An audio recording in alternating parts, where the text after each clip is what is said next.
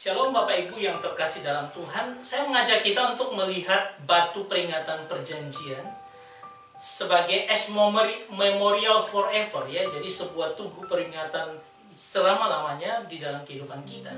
Kita akan melihat ini dalam Yosua pasal 4 ayat 1 sampai dengan 10 dan pasal 5 juga ayat yang ke-9. Saya mengajak kita untuk melihat ini pemetaan ketika Yosua itu akan masuk ke tanah perjanjian.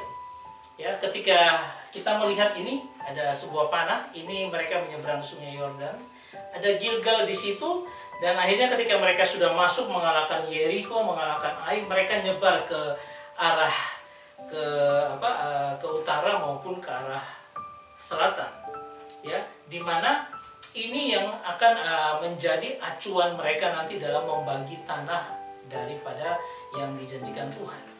Nah, kita coba melihat dulu apa yang terjadi ketika mereka menyeberang sungai Yordan. Dan kita sudah melihat ini, ya, bahwa Tuhan memerintahkan mereka untuk mengangkat tabut perjanjian. Tapi ketika tabut perjanjian sampai di tengah sungai dan sungai itu tidak lagi mengalir, mereka disuruh untuk memberikan 12 batu, ya. Itu ada 12 batu itu harus ditaruh. 12 batu itu ada yang di tengah sungai Yordan dan ada yang ditaruh di kota pertama ketika mereka mencapainya. Nah, itu di Gilgal, ya. Jadi ini ada 12 batu yang kita bisa lihat. Nah, dari sini yang menjadi pertanyaan kita itu adalah, kalau di Gilgal itu untuk apa? Ya.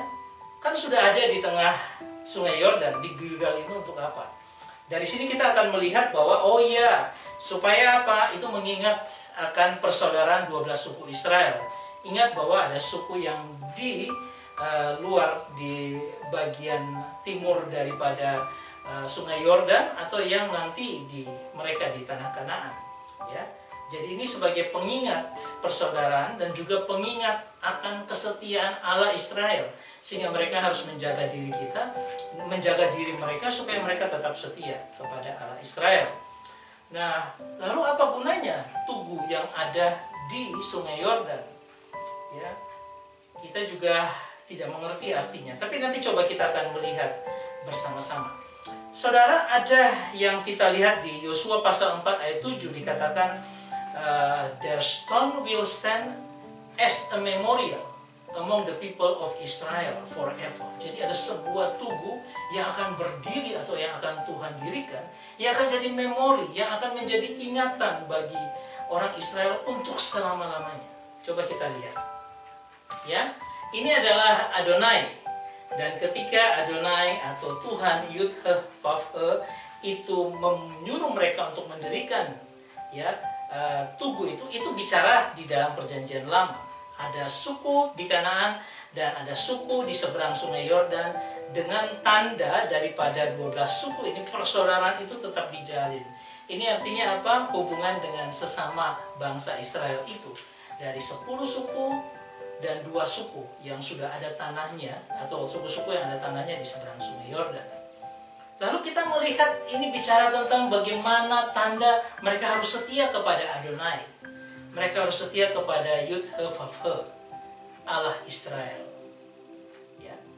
Jadi ini penyataannya. Nah, ini membangun hubungan dengan Allah. Tapi kalau kita lihat di dalam perjanjian baru ada sesuatu yang berbeda.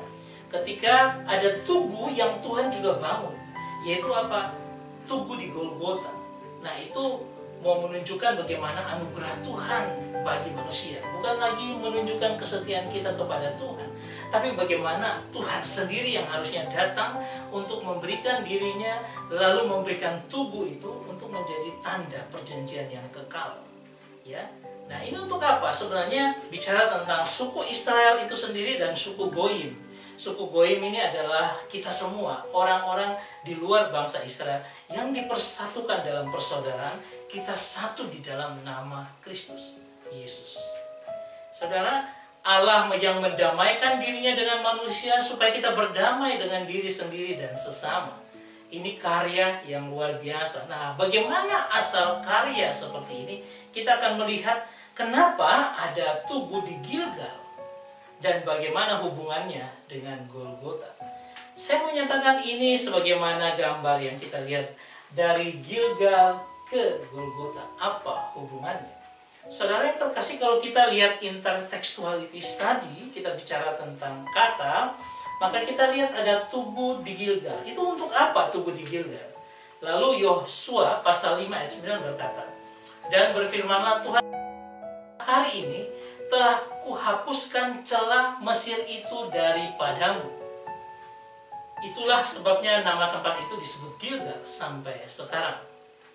Nah, kalau kita lihat dari bahasa Ibrani-nya dikatakan tentang Hayom Galoti et Harpat Misraim Me'alekem.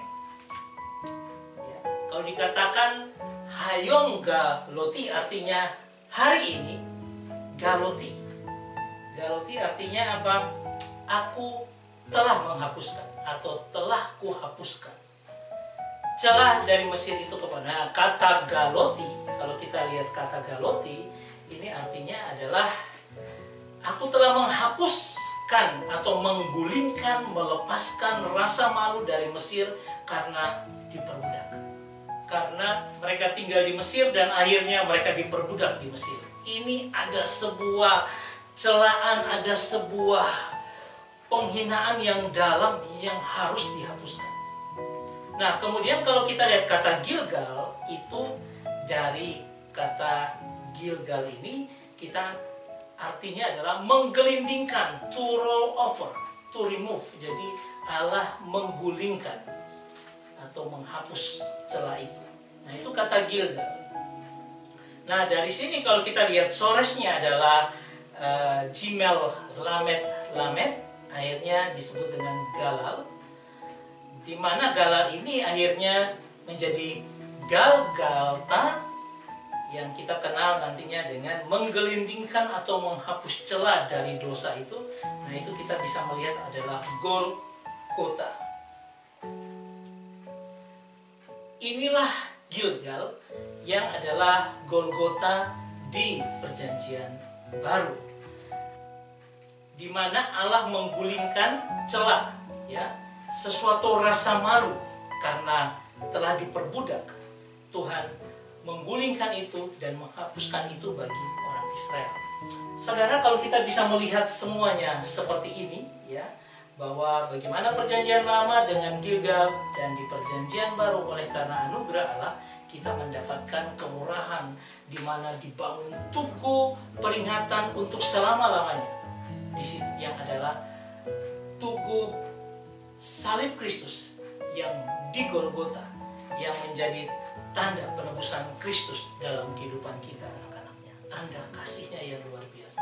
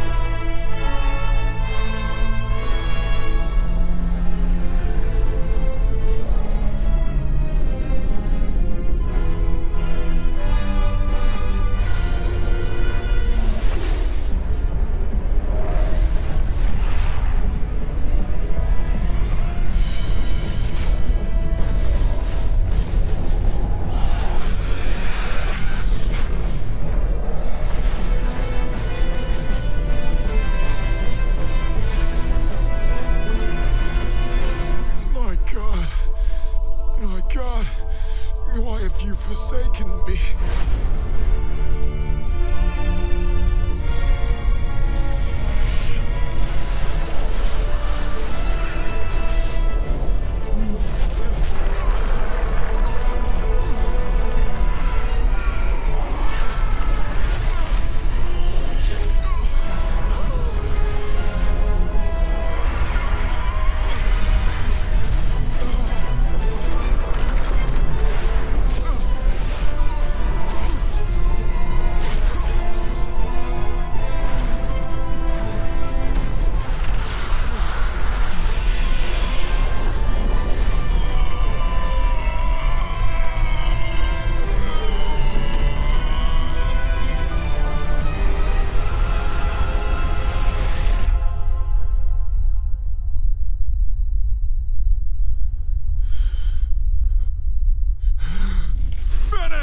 it.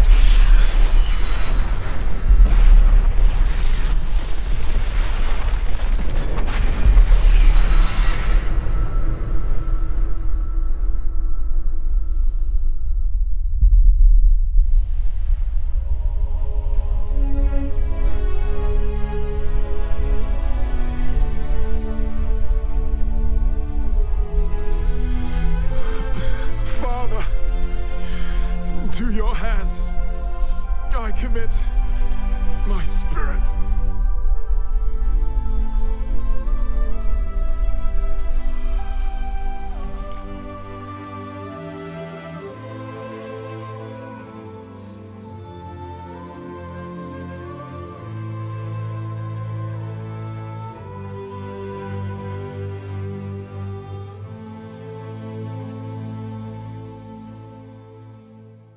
Saudara yang terkasih, inilah the stone will stand as memorial among the people of Israel forever.